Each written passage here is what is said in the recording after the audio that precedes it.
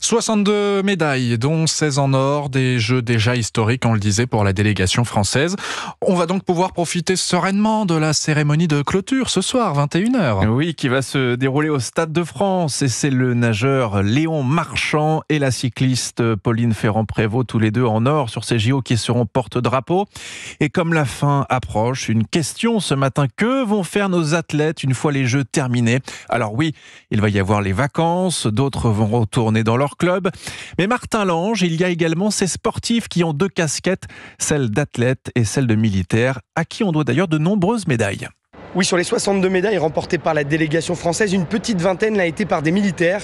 Le général Sanzé commande le Centre national des sports de la défense. C'est une immense fierté, mais le mérite en revient à la fois aux athlètes qui sont vraiment des garçons et des filles de grande qualité, qui ont été bien choisis, bien entraînés. C'est aussi une immense fierté pour leur encadrement. 30% des médailles françaises pour 13% de la délégation olympique française.